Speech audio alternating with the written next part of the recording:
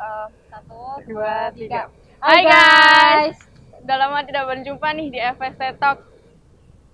Kira-kira siapa ya bintang tamu kali ini? Kalau kemarin kakak ganteng yang berprestasi, sekarang kakak cantik yang tidak kalah berprestasinya juga. So, saya Hasnana Diva, this is FST Talk, you ask, we answer. Review.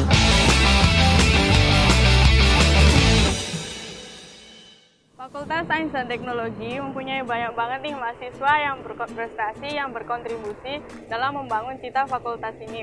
Salah satunya adalah Kak Evangelina Tessa Priscilla dari Teknik Biomedis 2016 yang mempunyai segudang prestasi. Salah satunya adalah menerbitkan buku Mysterious All dan Ghost Dormitory in London pada tahun 2017.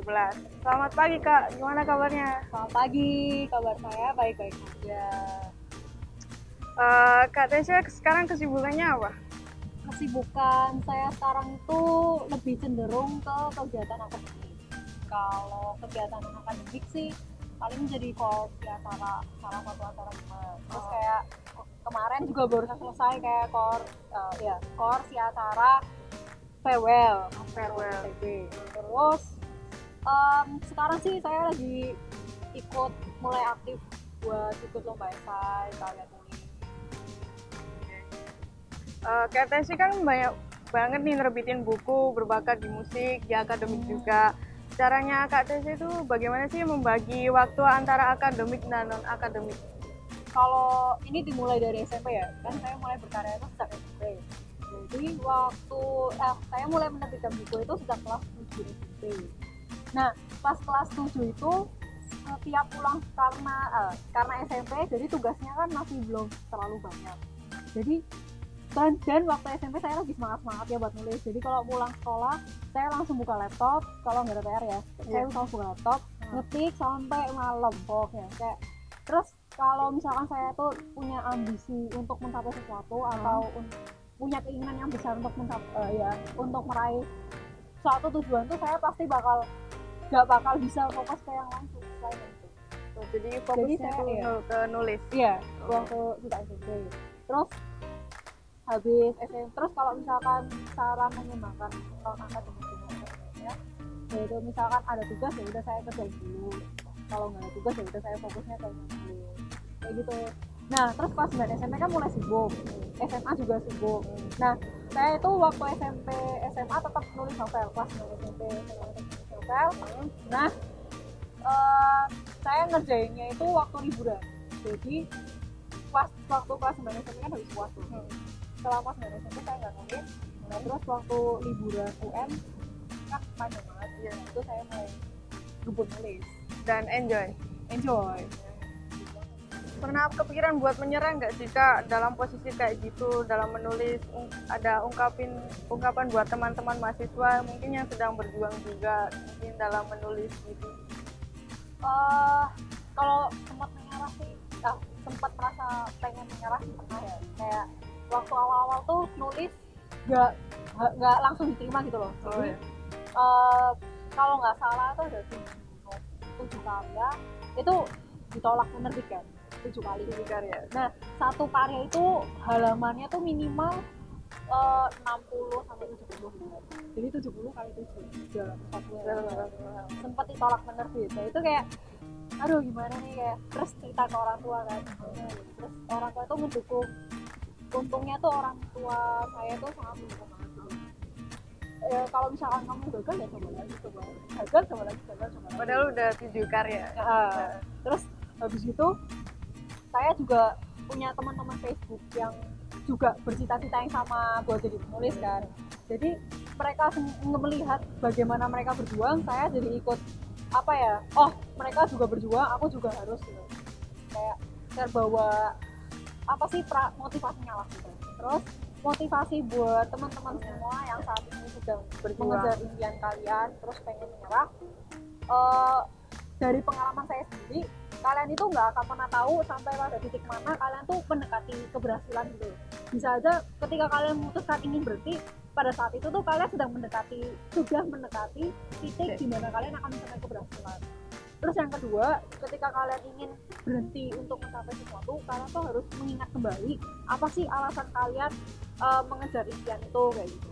Misalkan alasan pertamaku mau jadi penulis, aku pengen nih jadi bukuku diterbitin ada dijual di Gramedia dan lain-lain, itu keren banget kayak gitu. Dan setiap aku mengingat alasan pertama aku pengen jadi penulis, aku jadi semangat lagi. Oh ya, aku harus banget nih jadi penulis, aku harus bisa.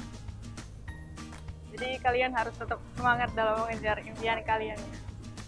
Oke, apa yang menjadi motivasi kakak Tesya buat terus berkarya, dan kak Tesya ngelakuin semuanya apa karena hobi, kompetisi, atau cuma mencari peluang aja?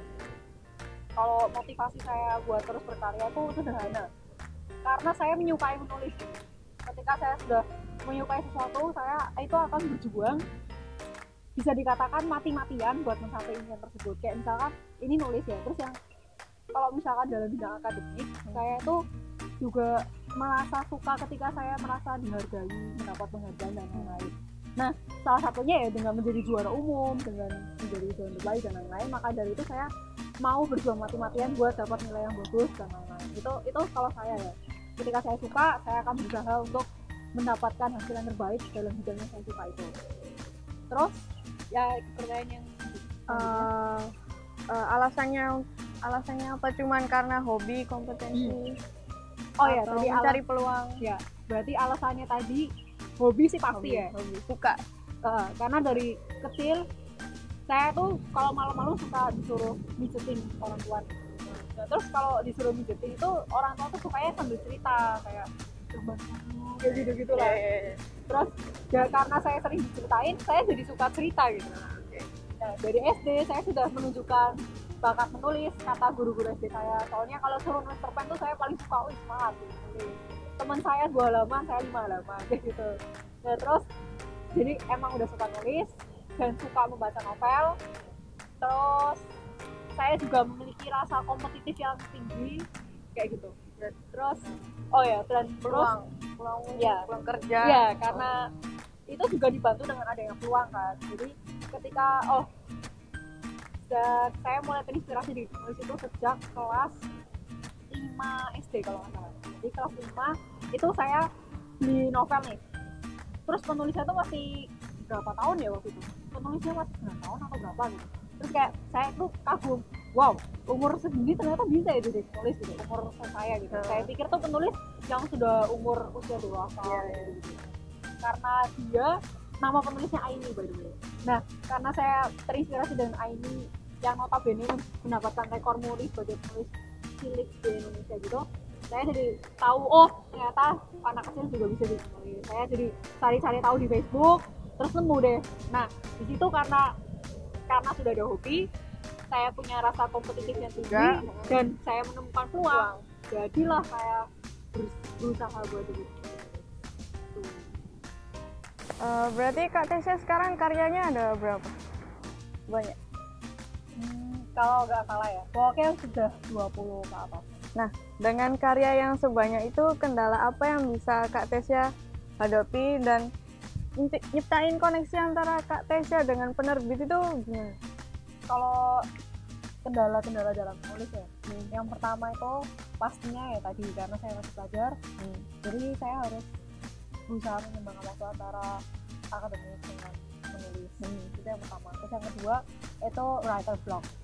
Itu adalah suatu istilah ketika seorang penulis itu lagi nulis novel, terus dari situ kayak di tengah-tengah itu kayak berhenti gitu, kayak imajinasinya tuh tiba-tiba nggak jalan, kalau nggak moodnya tuh lagi jelek, jadi kayak ngelanjutin novel tuh kayak nggak bisa gitu. Itu namanya writer block ya. Nah, terus kalau saya menghadapi writer block tadi, saya tuh bakal kayak baca-baca novel lain, kalau nggak baca film yang berkaitan dengan tema atau naskah yang saya tulis, kalau nggak ngeliat-liat orang sekitar, lingkungan sekitar, itu nanti bakal dapat inspirasi lagi sih buat melanjutin. Terus caranya membangun koneksi dengan penerbit itu yang jelas sih, pertama saya emang nggak punya koneksi apa-apa dengan penerbit, tapi ketika sekalinya berhasil buat nembus penerbit itu, saya kan langsung dihubungi dengan editor. Nah, dari editor itu saya jadi sering chatting, kalau nggak sih nanya Nah dari situ saya membangun koneksi dengan editor penerbit. Nah nanti enak nih kalau udah punya koneksi dengan editornya, kalau misalkan ada project apapun di penerbit itu, editornya tuh bakal nawarin gitu kayak, kamu mau nggak nulis novel di seri ini, baru sih kayak gitu. Biasanya kayak gitu. Saya jadi beberapa kali dapat kehormatan buat jadi penulis yang ditawari gitu, bukan menawarkan naskah tapi ditawari kesempatan gitu. Ada tips nggak buat konsisten untuk tetap menulis? Tips aku sih nggak punya ini ya tips khusus, karena kembali lagi ke yang jawaban saya sebelumnya, kalau ketika saya suka maka saya akan sepenuh hati lah istilahnya buat melakukan hal itu. Kayak pakai istilah ini aja, do what you love aja. Dengan segudang prestasi dan karya Kak Tesya sekarang, apa ada sesuatu yang mungkin belum tercapai gitu di Kak Tesya sendiri? Nah, kalau di nulis tuh saya punya keinginan kayak novel, saya diundang jadi narasumber di acara televisi itu habis saya. Terus yang kedua, saya kan juga punya kenalan penulis nih. Nah, terus barusan ini tuh novel dia tuh difilmin. Nah kebetulan dia pernah jadi temen nulis satu novel dengan saya gitu. Makanya karena saya tahu dia, terus melihat prestasi dia yang novelnya difilmin, novelnya tuh yang difilmin judulnya Bisikan Iblis. Itu novel dia difilmin, terus kayak saya jadi karena teman yang saya kenal bisa, saya lebih optimis gitu kalau suatu saat nanti saya juga pasti bisa, asalkan saya tekun dan terus improve kemampuan menulis saya. Apa ada orang yang menginspirasi untuk tetap seperti tetap menulis? Kalau yang menginspirasi saya itu sebenarnya sederhana aja sih. Saya tuh tipe orang yang pengamat gitu ya, jadi saya suka melihat orang-orang di sekitar saya. Nah jadi saya tuh mudah terinspirasi oleh orang yang di sekitar saya, jadi nggak perlu kayak Steve Jobs dan lain-lain. Saya melihat orang sekitar saya kayak, dia bisa bebas satu ini, dia bebas satu ini, itu saya sudah terinspirasi dengan sangat gitu.